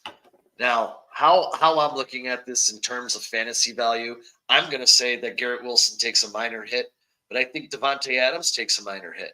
I think that you put them both. I have Rodgers, borderline low end 1, adding these 2 guys in. I'm keeping Adams mid-level 2, Garrett Wilson mid-level 2, Breece Hall 1, obviously. And guys, I think Mike Williams is going to be traded before the trade deadline. And Alan Lazard just went poof, bye-bye. He might still get some targets because he's their number 3. Yeah, because Rodgers is love with him. But Sean, let me make you an argument. Go ahead. I say Garrett Wilson to this point in the season has been somewhat disappointing. Correct? Do you agree with that? Just based off of where his rankings were. Been disappointing in fantasy. Yes. Based off of where his projection. I mean, he's projected a late first round pick, and the guy is the first 4 weeks of the season, he collectively had like 16 fantasy points. Now, I'm not saying that Garrett Wilson, if you watch football in terms of his targets, receptions, yards, touchdowns, is going to take. I'm not saying he's not going to take a hit, but bear with me here. I think he's going to get better in fantasy football. Garrett Wilson's been inconsistent to start the season in the NFL fantasy. I think Devontae Adams takes attention off Garrett Wilson, and Garrett Wilson kind of had to adjust his playing style to be a possession receiver on the Jets, take short routes, slant routes, dropping into doing little curl routes, dropping into the flat for Aaron Rodgers, trying to get the ball out of his hands fast. I think Garrett Wilson will now be the guy he wants to be. I think Garrett Wilson's going to be one of those guys. He's going to get single coverage, and I think Garrett Wilson could beat single coverage down the field a lot. I think now you're going to see Garrett Wilson score those 40, 50, 60-yard touchdowns like we expected him to when the season began. I'll interject and say going into week 7, which we're going to be entering, Alan Lazard is currently 9th, and Wilson is 11th overall in fantasy points. Receivers, yeah. I don't know. Devontae Adams is way down the list because he has been playing. I didn't even look him up. The way I'm looking at this is Wilson's not going to be the same with Adams. Rodgers has still got a thing, for Lazard, and he's going to have his thing for Adams. I mean, I don't know. Did you guys see the the Pat McAfee show where they were interviewing him and Devontae shows up in the background? I mean, he's got a love affair with him. I called that 2 weeks ago when we were talking about it, Kyle. I'm like, this guy's going to the Jets. Aaron Rodgers always gets what he wants, for the love of Christ. Still, Sean, it's still to me. I don't like it reeks of desperation if you're a Jets fan. I'm sorry. I agree. They're like, oh, we're not winning games. Let's just bring Devontae here. We'll win games. I don't think so. I think you guys got bigger problems. Maybe you should look at your defense, guys. I will tell you this. Out of this, I'm still starting all of them, and I'm gonna throw this out there, guys. Just miraculously watch how great Devontae Adams' hamstring is all of a sudden now that he's arrived in New York. But out of all these trades that have happened, I think Josh Allen got the most help with getting Amari Cooper. I know Cooper right now, his numbers across the board are some of the worst of wide receivers, but that's a product of where he was. Except for targets. Except for targets. Where he was his problem. Now he's the number 1 in Buffalo. Guys, drop Keon Coleman, because that trade told us all we needed to know about what Buffalo thinks of Keon Coleman. I think this eases up the pressure on Dalton Kincaid. I think Kincaid's numbers are going to start to go up, and this also is going to free up Khalil Shakur. All of a sudden, the Bills have a really good offense just by he's not saying start Kincaid this week because he's hurt. But I'm not saying start Kincaid. But Sean, you know what sucks for Amari Cooper? He gets traded to the Bills. Guess what? Defense versus the position he's playing. Number 1. The Tennessee Titans are number 1 against wide receivers in fantasy football. And if you notice, did I put my quarterbacks up here? Sucks for him, man. I actually have I actually have for the first time. I don't think I have Josh Allen in my top. Oh no, I have him out of my top 5 for the first time all year, dude. Oh my Yeah. God, he's not even 6. I got him at 7. Yeah. Sean, we talked about this on the podcast. Brennan and Dustin were pretty adamant we were wrong, but that Tennessee defense, I said they'd finish top 15. They're going to finish top 5, man. Dude, that defense is good, man. That's you what have, I was saying. I think like this. If Caleb Williams was playing Tennessee next week, I think his numbers are dramatically different from what they were in week 1. Even though they're a good defense, I don't think he's throwing for 94 yards. I'm thinking he's getting closer to 200 and running a much more efficient offense. Because as we learned, they weren't scripting plays. They were just go out there and fucking willy-nilly it, whatever that was all about. But yeah, but I mean, if you ask me right now, Judah's in the house. What? Uh-oh. Got a Bajan fan here. Hey, Dennis, I agree with you 100%. Bearsky, what's up, brother? Hey, what's going on, Bearsky? What's up, brother? Yeah, and then if you ask me right now, Judah, knock it off.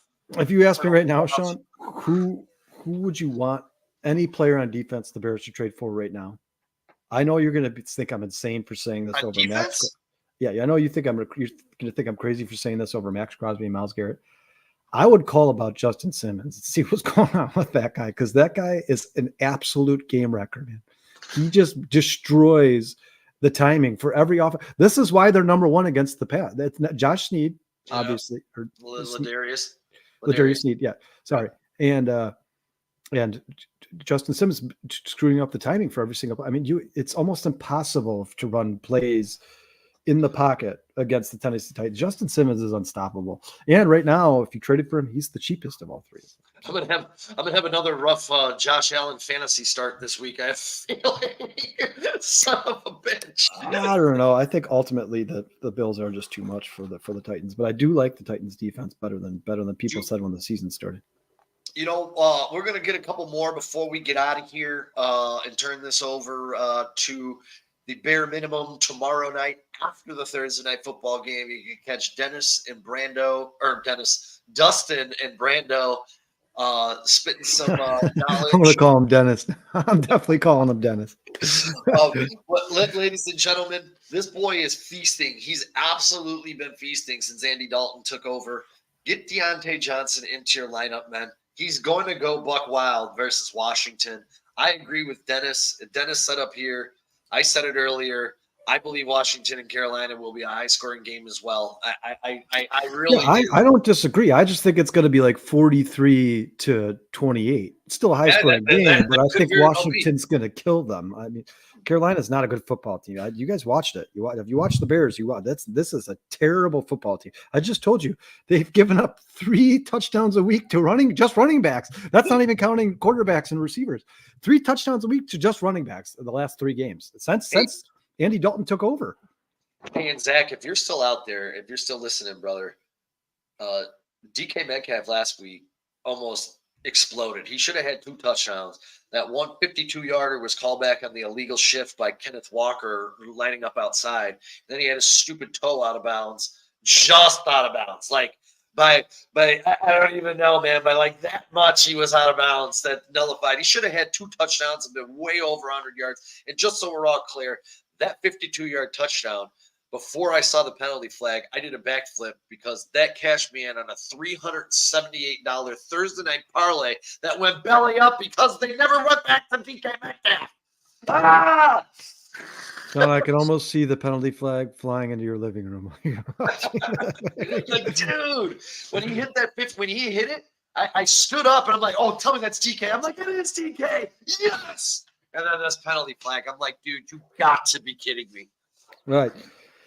My stardom of the week this week, guys. This one's sneaky because I know a lot of people who have them on their team have not been playing him very often. But Ladd McConkey versus the Arizona Cardinals is my stardom of the week at wide receiver. I think Ladd McConkey is going to have his best game so far as a pro. He has 6 or more targets in every game this season except for 1. He's building rapport with Khalil Herbert. They're getting better and better together every week. His targets are slowly going up. And Arizona cannot stop his wide receivers. So if you have Ladd McConkey, flex him, put him in your starting line. I don't care. Just get him in there because he's going to have a good game. Smash starts of the week, guys. These 2 I would both hammer I'm taking their overs. I don't even know what they are yet. I'll go look at them after this, but I'm putting them in my fantasy lineup. Mike Evans and Chris Godwin versus Baltimore. Yes, I agree 100%. Baltimore is 30th versus the position. So 30th against wide receivers in fantasy. Baltimore shuts down the run. We've talked about that all show. So you have to pass the ball. That's why I put Baker Mayfield as one of my stardom. He's throwing the ball to guys like Mike Evans, Chris Godwin, and Kate Otten. I think all three of them could be capable of having double-digit fantasy points this week.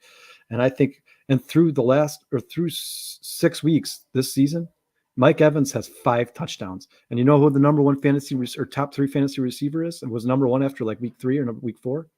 Chris Godwin. Both these guys are sneakily having amazing seasons. This year, they're both having great seasons, man. They're both these guys look absolutely awesome. And those are my starts of the week. My only sit 'em of the week, we already talked about Bub Means for me personally. My only other sit 'em of the week, Sean talked about it a little bit, so I'm not going to talk about it too much. But you guys, that New York Jets wide receiver room is getting mighty crowded. So it's probably time for Alan Lazard to go sit on your bench. Not only is Alan Lazard now in a quiet, crowded wide receiver room, but Pittsburgh is ranked 10th first wide receivers in fantasy this season. So it's also not a good matchup for him either. So. You want to know what sucks? He's the number 9 overall receiver, and I dropped him last week. Yeah, well, you dropped him at the right time. I did. Take it easy, Lazard. It's nice to know you. Now, that being said, if Garrett Wilson or Devontae Adams ever sustain an injury this season, pick him right back up. But right now, Alan Lazard should be sitting in free agency or on the waiver wire. He should not be on your team. Hey, my last one I got for you is Detroit. Start Mr. St. Brown. Similar wide receivers in Minnesota against Minnesota. This year, Wilson 13 for 101, Diggs 10 for 94, Reed 7 for 139, Debo 8 for 10. Wan'Dale Robinson, of all people, had 12 targets. He turned that into 6 for 44. Blitz heavy, get the ball out quick. That's exactly what they're going to do. They're going to be throwing. I would not be surprised if St. Brown ends up with 12 targets in this game. They blitz heavy. They play 2 high safeties, and Amon St. Brown absolutely feasts against those types of defenses. Start Amon, bet Amon over 69.5. That's probably going to go up, but guys, I would not be surprised if that's at 75 right now. And then fantasy owners beware for me personally, guys. And I'm saying this because I own Jordan Mason. But even if Jordan Mason comes back healthy, and even if he doesn't, and Guerrero gets the start, whoever gets the start in that game, guys, beware. Because not only do I think, even if Jordan Mason comes back, I think they are now both going to get playing time. Both of them are going to get playing time. But I believe is Kansas City's number 1 against the rush in fantasy, right? I'm almost positive they're number 1 against the rush in fantasy. In fantasy? I'm almost positive. I don't know if they're number 1. I know for a fact they're number 1 against running backs, against the position this season. So even if you do get Jordan Mason back this week, guys, be very careful about sticking him in your lineup. I don't expect – he might get in the end zone, and that could save your day, but I don't expect him to have 100 yards rushing. I can tell you that right now. And Jordan Mason doesn't catch the ball. So if he doesn't get 100 yards rushing – they have not had Derrick Henry over 82 yards. The prop for Monday Night Football is not out yet. But make sure you take a look at that, because if the betting gods want to continue to give you a gift, just take it, because he's not been over 82 yards one time this year. I have one, and him and Nico Collins was solid gold because he was at 75 yards, 77 yards every week. The guy was on pace for 2,000 freaking receiving yards. If they give you betting gold, take it. Let me explain to you guys how important Nico Collins has been this season. I started my Yahoo League 4-0. Since Nico Collins got hurt, I am now 4-2. That guy is absolutely the best. He was the best wide receiver in fantasy football before he got hurt. He was going to finish, if he kept doing what he's doing, he was going to finish the number 1. Sean, he's going to miss 4 games, and if it's only 4 games, he might still finish in the top 5 for fantasy wide receivers. That's amazing. Back and be healthy. I'm trying to find the Detroit game to see. I think they took it off. I don't see it here. Anything else, Sean, before we? Oh, here it is. Hold on. I just want to check on this prop line really quick on our boy Amon-Ra, see if it went up. Oh God. Yeah, it's at 76.5. This is why the importance of getting in early, because you got him at 69. Now he's at 76. Man, those few yards could be all the difference sometimes. I personally think he's going to get 100 yards receiving this year. And if you want to bet that, that's plus 310. I would bet that all day and have a field day with it. I don't think they're going to be testing downfield with Jameson Williams this week. And I know last week, Kyle, I told you, we were talking, and I said, I don't know why, but this week's going to be a humongous Jameson Williams week. And this dude went off last week, and Amron had an okay game. It wasn't great. I think he got me like 11 fantasy points. But this week, I think it's going to be the flip-flop. I agree 100%. I expect a big game from Amron. You just can't hold him down for too long, man. He's going to get his numbers at some point. And to your point last week, Sean, you did call Jameson Williams having a good game, and he could have had a big rig. He got a touchdown call back by penalty too. He almost had a monster, huge game. But yeah, I do expect Amon-Ra ultimately to end up being the number one receiver on this team. He's a better player than Jameson Williams, and it's by the end of the season, you guys will see that. All right, guys. Yep, ladies and gentlemen, we're going to pop over to CSP. We're going to do a quick 30, 40 minutes over there at about 8:30. So in about an hour, please join us. Thank everybody for joining us tonight. Zach, Dennis, Breaking News Bruce, Dante, even Judah, even though you want to start Tyson Bajent, we still appreciate you showing up. We do. Stephanie, Elizabeth, Liz, Steph. Thank you guys so Dennis, much. Bearsky, Paul. I forgot about Bearsky, man. Bearsky, we appreciate all you guys. We really appreciate that. Anything you want to get out there before we wrap up? Shit, fuck Green Bay. All right. Yeah. Right. Let's go. All right, ladies and gentlemen. Don't Sean, forget you were asking what the name of this podcast. It's going to be the Fuck Green Bay podcast here pretty soon. That's our motto. Don't forget the bare minimum tomorrow after the Thursday night tilt between Denver and the Saints. You'll have Dustin and Brando spitting some great knowledge. I have no idea what they're going to talk about, but I'm sure it's going to be fun and interesting. We'll see you guys all back here on Monday for the Hallis Hall Hangover as it becomes game week and we can finally turn the page to not only Caleb Williams going home, but the Bears invading the nation's capital. Until then, bear down. We love you guys. Thank you so much for being here with us. Until then, peace. Bear down.